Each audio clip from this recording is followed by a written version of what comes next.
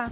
Esse é o segundo episódio da série Descomplicando a Mediação, produzido para o Centro de Assistência Jurídica Saracura, o CAJU. Se você se interessou, se inscreva no canal e nas nossas redes sociais. No episódio de hoje, vamos falar sobre ruídos de comunicação. E para isso, usaremos uma das séries mais famosas do mundo. Friends. A série traz a vida de 8 amigos que moram em Nova York, e assim, trazem diversos conflitos entre os personagens.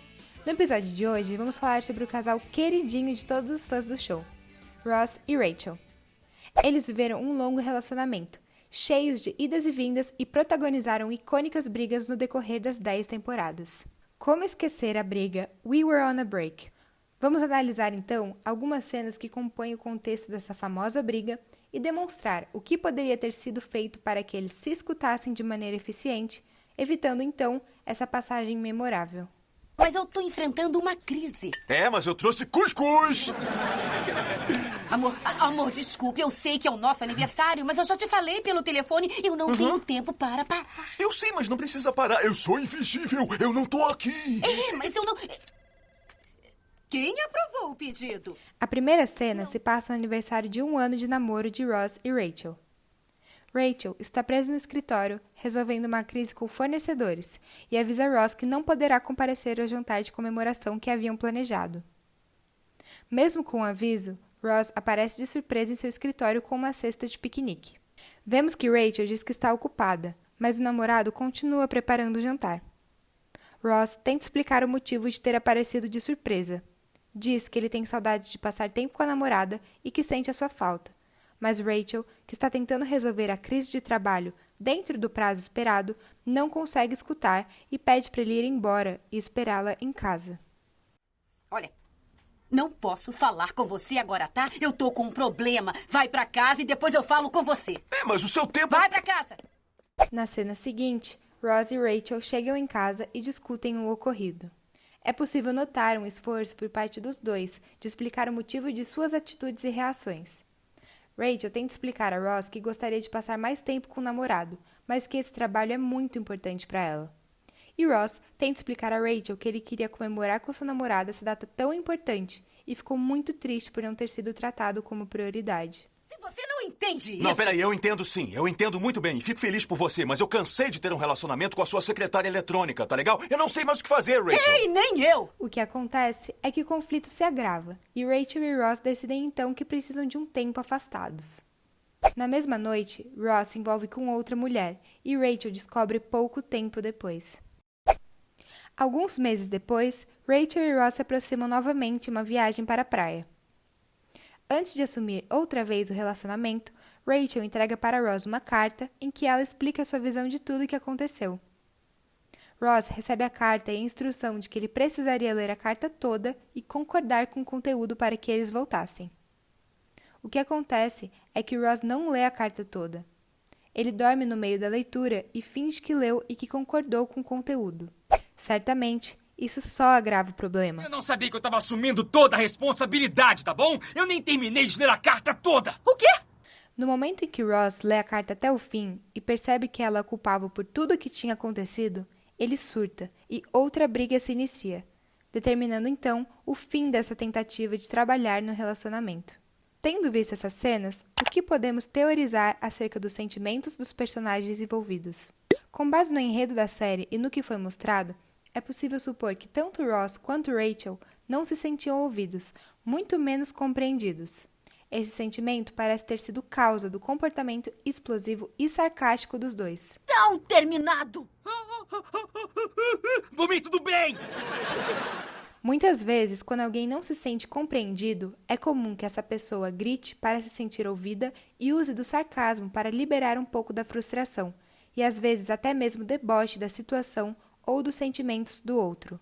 Outra análise possível é que faltou empatia e compreensão por parte de Ross nessa cena, quando ele diz que o emprego de Rachel é apenas um trabalho e por isso ela não deveria se ocupar tanto com as tarefas. O que você quer que eu faça? Você quer que eu abandone meu emprego pra parecer que você tem namorada? Não, mas seria uma boa se você entendesse que é só um emprego, que droga!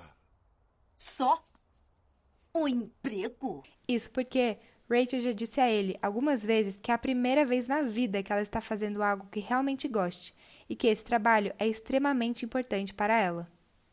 Ross, mesmo dizendo que compreendia, continuou com seu discurso duro e crítico, sem levar em conta os sentimentos e prioridades da namorada. Finalmente, a última coisa que podemos observar é que Rachel tentou explicar seus sentimentos e necessidades em uma carta para Ross. Não vamos entrar no conteúdo da carta, mas vamos falar sobre a tentativa de Rachel em fazer Ross compreender o seu lado e a visível insensibilidade dele ao não ler completamente a carta e ainda fingir que havia lido e concordado com o conteúdo. A mentira e a falta de atenção são grandes inimigos do diálogo eficiente e da resolução de conflito, pois impedem que as partes se compreendam e tenham empatia uma com a outra. Antes de apresentar o primeiro método, vale dizer que, se houver a possibilidade, é muito benéfico que as partes procurem um ambiente tranquilo e privativo para conversar, para que ninguém seja interrompido ou até mesmo influenciado por outras pessoas, e para que a conversa não tenha hora para acabar. Na primeira cena, por exemplo, Ross invade o ambiente de trabalho da namorada, e isso impossibilita que eles tenham uma conversa frutífera. A primeira técnica é a utilização da escutativa.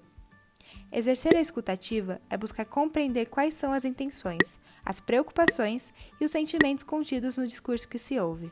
Na série, Ross poderia ter escutado o discurso de Rachel com o intuito de entender o que a namorada estava sentindo e quais eram suas preocupações naquele momento.